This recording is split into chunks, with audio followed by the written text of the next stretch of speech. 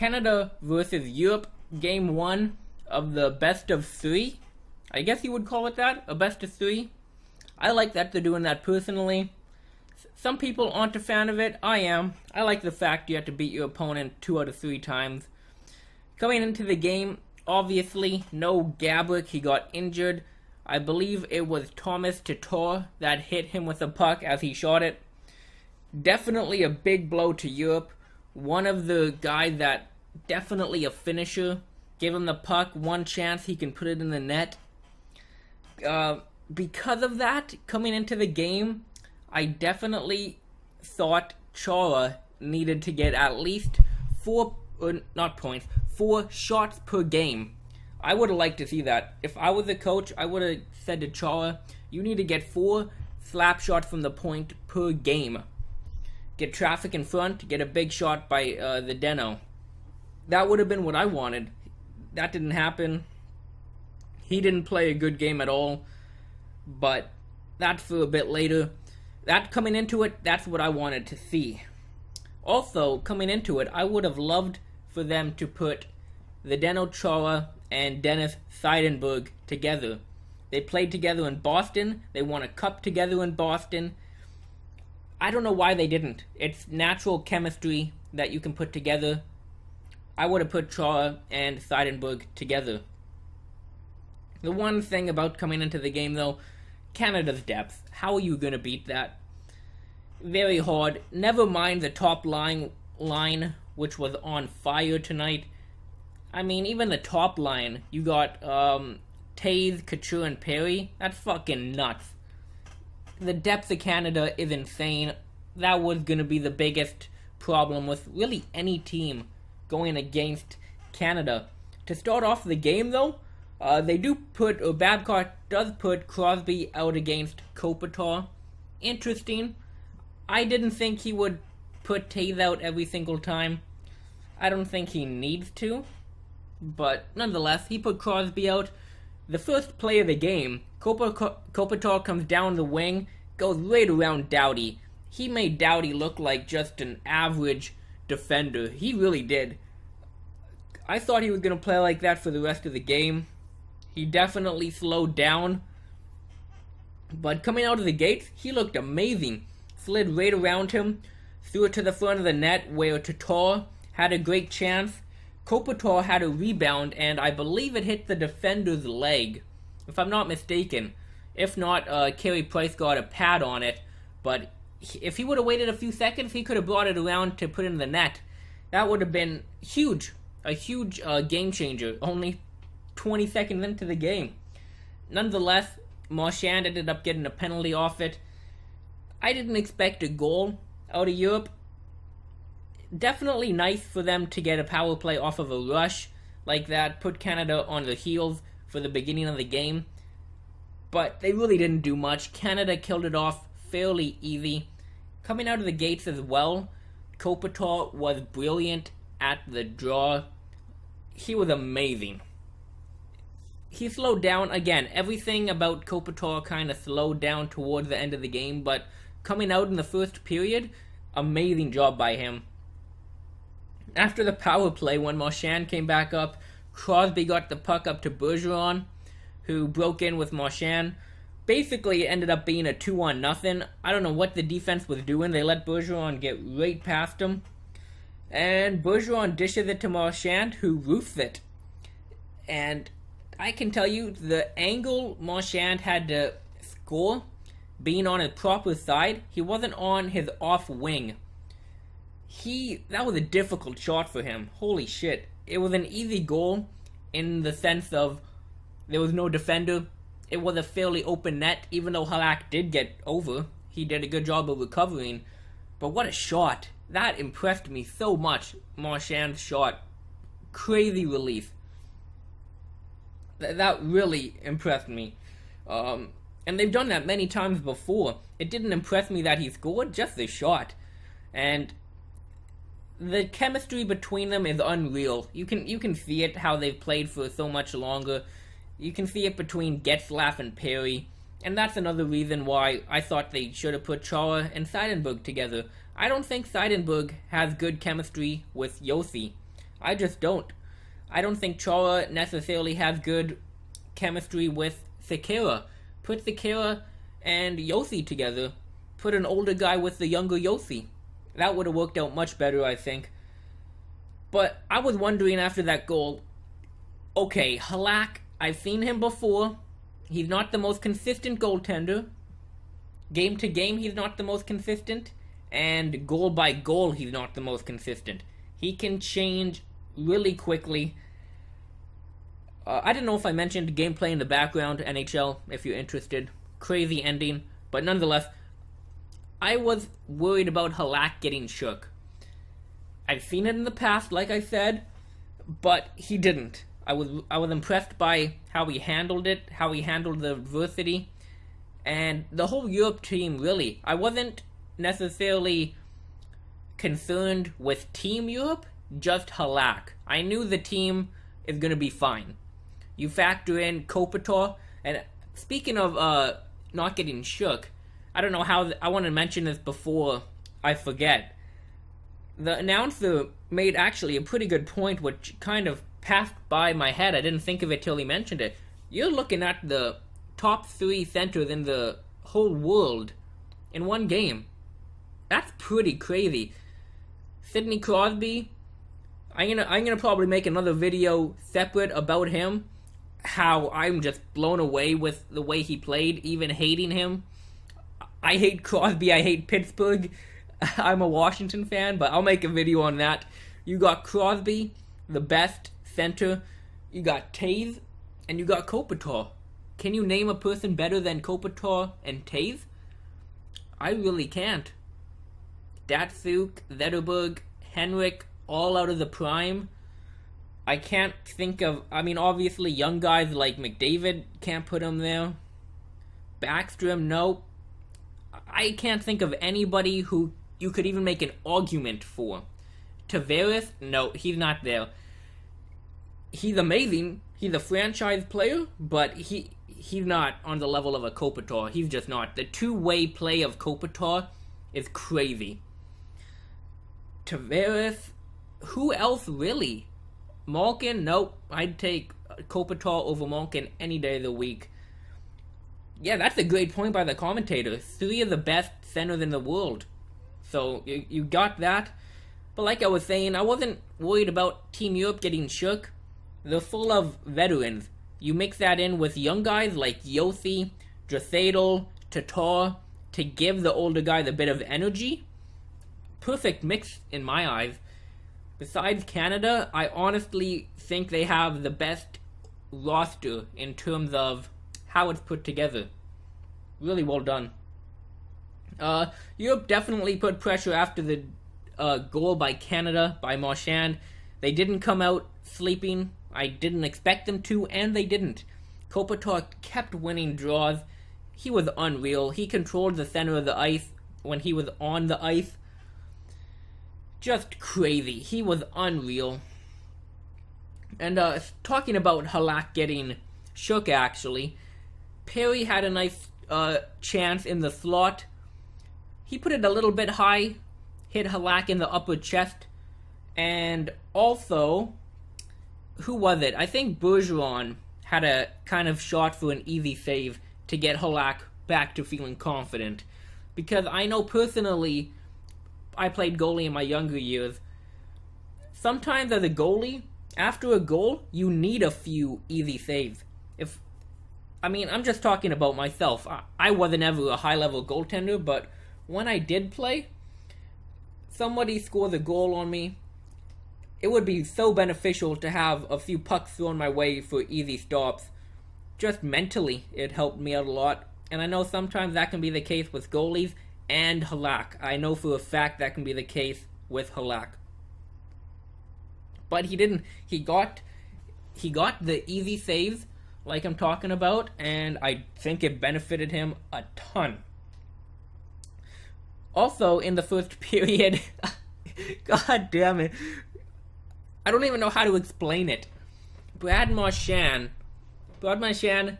had the puck at the side of the net, and he was controlling it, and somebody was fucking screaming. Who the fuck was screaming when he had the puck? Oh my god. Was it a team Europe guy who was trying to put pressure? Or was it a Canada guy calling for the puck? I can't tell. If you have the game taped, I don't know what minute mark, but it was after the Canada goal. And it was weird. He had the puck and it was like, I couldn't even mimic it. It was such a weird scream. I don't know. It was weird though. I just felt I had to add it into the review. It was insane. Somebody's fucking, and they were hollering. That's why I think it might have been Europe trying to shake him up, because it didn't sound like a yeah, I'm open. They were just hollering at the top of their lungs. Just wanted to add that in. The game definitely got settled down midway through the first period, around the 12-minute mark. It was never really a fast-paced game to begin with. You go look at the USA Team Canada game. Coming out of the gates, both teams were just wheeling. They were going crazy. Wasn't the case. Both teams were pretty strategic for the first period. Europe for the whole game. And yeah, Europe's forecheck was really good. I liked it a lot. Something the US didn't do, especially early on in the game and in the first period. Europe's forecheck was on point. They didn't let Price play the puck too much. And then we get to the bad part. The Zdeno Chara brings the puck up the ice. He was never a good puck handler. He's always been a bit too overconfident with the puck. But especially during his older years, what are you doing? He brings the puck up and just tries dangling around Getzlaf. The thing about the Zdeno is he doesn't even dangle. Like when he tries to stick handle sometimes, he doesn't even dangle. He just kind of tries to put it through the guy. Terrible play by the Zdeno. Getzlaf easily picks it off of him. Easily.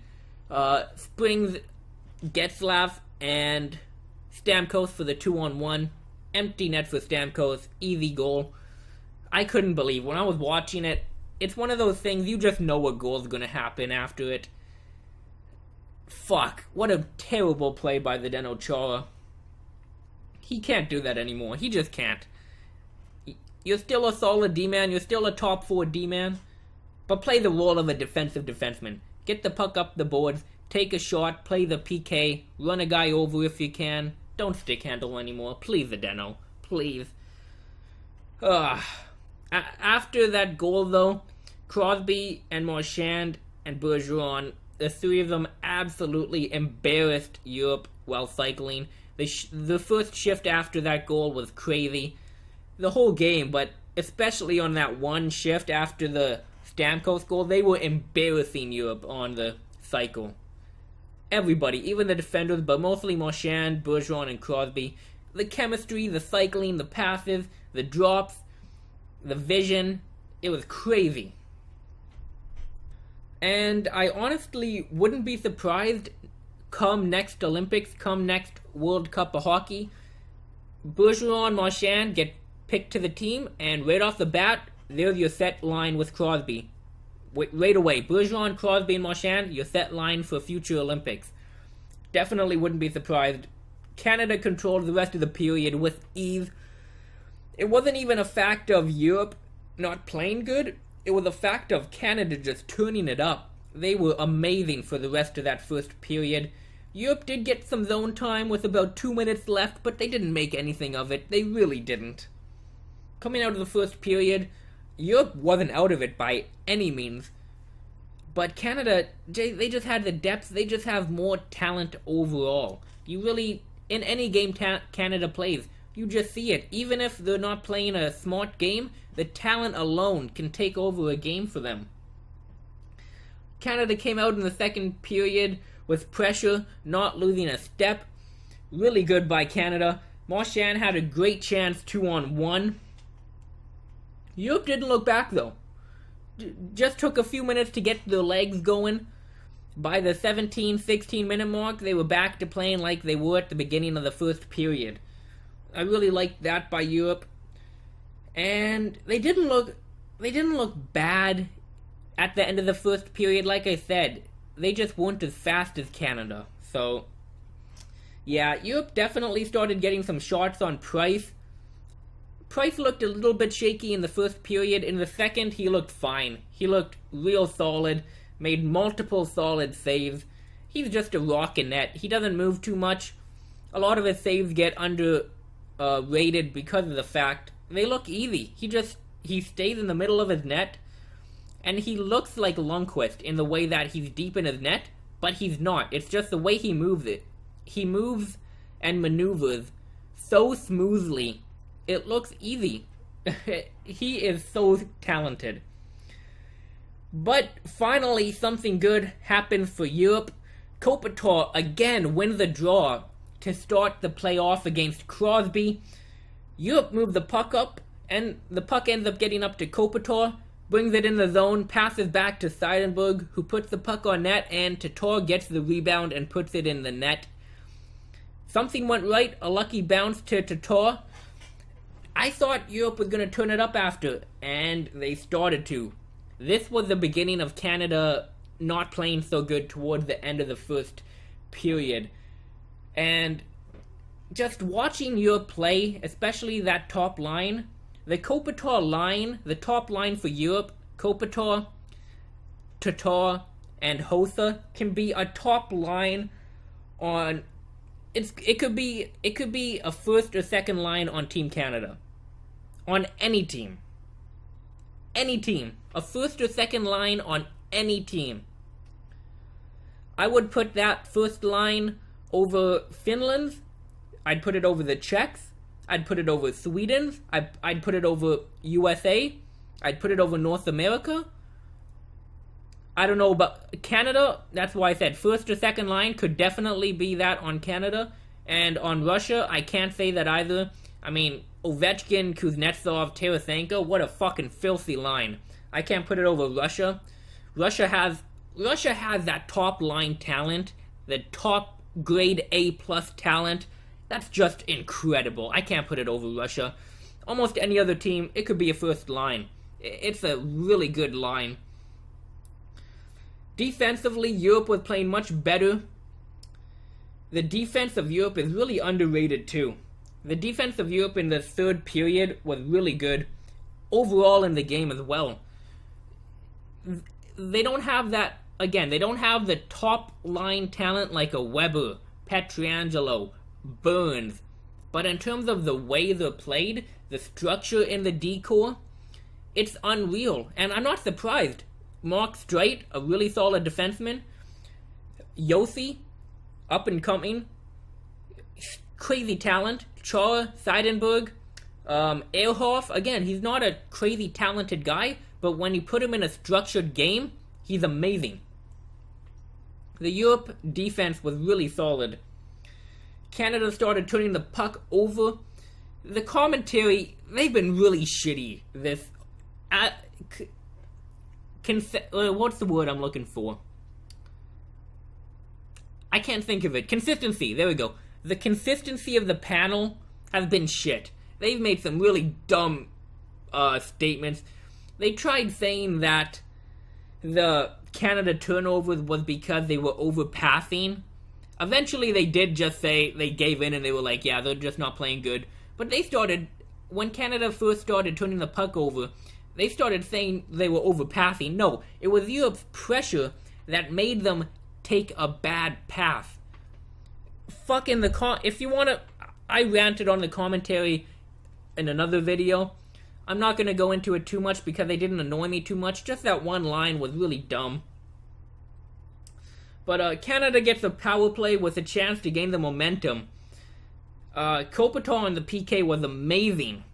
Halak was solid. Sekera even had a breakaway chance. He's a D-man though. Why did he deke? He shouldn't have deked. What a shitty play. Like, terrible IQ play by Sekera. I don't know what the fuck he was thinking deking. He's a fucking D-man. He doesn't have great hands. He pulled a Chara. He pulled a Zdeno Chara, thinking he can deke and have dangles. No, you're a defensive defenseman. Get the fuck out, man. Marchand takes an interference call, and Europe's chance to take over the game entirely. If they scored, they could have swung the momentum totally in their favor.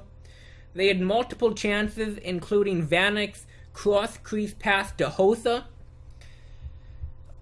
Europe has, the special team is incredible. Yossi on the power play. You got Chara on the PK. Hossa and Kopitar for both. Gaborik, he's not playing right now, but Gaborik and Vanek on the power play. Tatar on the power play. Seidenberg on the PK. Their special teams is amazing. They just can't go against Canada.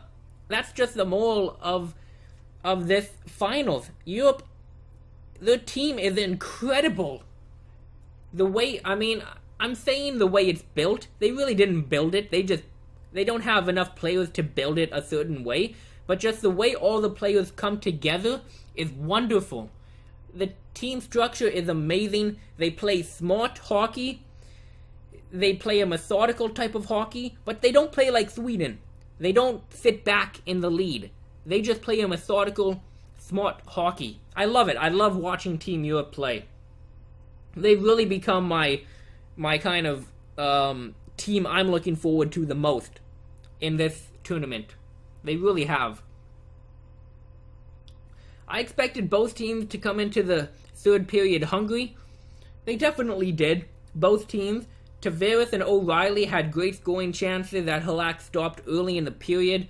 He was keeping Europe in it. He was. He let in those goals, but he was the rock solid. He gave them a chance to win. He definitely did. Europe needed to start cycling and getting traffic in front. Price just wasn't facing any tough shots. He just wasn't. The shots from Europe were all an open look for Price. No deflections, no traffic in front of the net. It was terrible offense by Europe in terms of scoring chances, really. It was. Aside from the first period and the Kopitar draws, aside from the defensive part of Kopitar, the Kopitar line wasn't getting any offense in. None. Tatar obviously had that goal in the second, but in terms of a collective unit putting pressure on, it just didn't happen. They blew the gas tank. They don't have the depth. They can't afford to cycle 3 lines for 2 minutes before they go on again. They have to go on every second or third shift. They just blew out on gas. Europe was controlling the period until the Crosby line gained control, and boy did they ever. Crosby started to he is so strong on the puck. He started controlling it below the net. Backhand pass to Bergeron in front, who scored low glove. A bad goal let in by Halak. Aside from this, he was rock solid in the game. He just let in this one bad goal. Europe had a chance to get back into the game with the 2-on-1. Nino Ryder and Draisaitl. They had the chances at the end of the game. They had the odd man breaks when Canada started not playing the best. They had the chance, but just couldn't get it over. The pass to Draisaitl was in the air. A possible 3-on-1, but Nelson can't get a pass through. And then he gets fucking drilled by Doughty. Absolutely leveled by Doughty. Crazy hit. Huge grin after. Huge grin. They showed the replay. He was cheesing. He loved it. I couldn't help but laugh too. That was an amazing play. A play too, but just the camera shot was crazy. He cracked me up looking at him grin after that. That was crazy. In the third period, Kopitar was something like 3-11, I think, on face-offs. Pure fatigue. Fatigue just got to him. It did. Coming into the third, I think he was like... I remember seeing the stat. I don't have it off the top of my head. But, yeah, it was crazy. How fatigue got to him. It really did. It was just easy to notice. And plus, you could see the one play, he went to the bench and got water. They ended up taking a timeout. But at that point in the game, with that level of fatigue, you are just not going to gain it back from a timeout and a sip of water. That fatigue is staying with you until you get hours of rest and sleep to recover. On the draws at the end of the game, he just couldn't win critical draws. It was sad to see. Tatar and Hossa, they really got no scoring chances towards the end of the game. And that how it went with the whole team for Europe. Canada's defense started locking them up in the neutral zone. The transition of Europe slowed down. And like I said at the top of the video, they needed traffic with Chara. And throughout the game, I just kept thinking to myself, you're not going to score like this. You're not. Who knows, maybe if Halak didn't let that bad one in on Bergeron, Europe would have pushed through. I doubt it. The Canada defense is stellar. Stellar defense by Canada. Even the forward, like, forget about the defensive core. The forwards can even play good defense. Tavares, really good defender. Crosby, he's good. Taves, really good. Getzlaf, Perry, two-way players. You got O'Reilly, incredible defender. Marchand and Bergeron, crazy defenders. Top PK line on any team. Who else do you got? The rest of the team, like Stamkos, Duchesne, they're not really good defenders, but you don't need to be when you got them surrounded by other good defenders. I mean, you got a line with Tavares, Stamkos, and Getzlaf. The perfect combination. You've got the pure sniper in Stamkos. You've got the two-way player in Tavares. And you've got the physical, cycling player in Ryan Getzlaf. A really good combination. Again, the Crosby line, same thing. Crosby brings the playmaking and just vision on the ice and leadership. Marchand brings that finishing ability with grit. Bergeron brings that defensive prowess. Every Canadian line is like that. They're just perfectly built by... Who is it? How can I not think of his name? Babcock. I don't know how I couldn't think of his name. How the team is built is really nice in terms of lots of centers, but in terms of just how the lines are made, very good by Babcock. I'm really impressed by it. So, yeah, that's the game. Going into Game 2, do I think Europe is going to win? If I'm betting money, I'm betting hell no.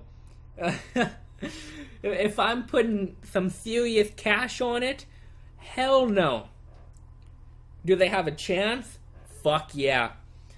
If I'm a rich motherfucker with money to spend, I'm betting a little bit of money on Team Europe in case they win, so I can turn a big profit. But if I'm broke like I am now, and I don't got money to spend out my ass, I'm betting on Team Canada. I'm finding some jamoke who's betting on Europe, and I'm betting on Canada. Again, Gaborik hurts them. The thing about Canada as well on every line, they have finishers. Other teams just don't have that. Gaborik brings it. I don't consider Kopitar to be that type of guy.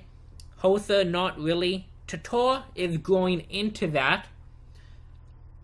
But, yeah, I just can't see him. I just can't see him winning. If Halak stands on his head, if they play solid defense, they have a chance. Like, I mean, any team has a chance. But forget about this game. What about the next game? Does anybody really think Europe is going to win 2 consecutive games against Carey Price and against Canada? I don't know anybody that is saying that. You take it one game at a time, though. You take it to the next game. If you pulls out a victory, you take it to the next game, and all of a sudden it's one game. You don't look at it as 2 games.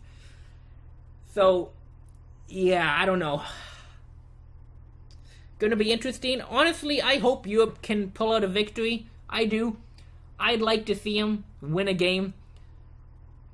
The fact that this is the first tournament and they might win it is awesome.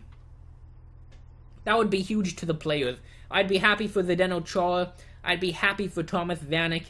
I'd be happy for Andrei Kopitar, who otherwise wouldn't get a chance. And honestly, just being in the finals is great for them. It really is. So, not much more to say. Definitely going to be doing the other games. Stay tuned for that. Come the regular season, I'm going to be doing more sports talk. I'm going to be doing NBA talk. I'll catch you guys next time.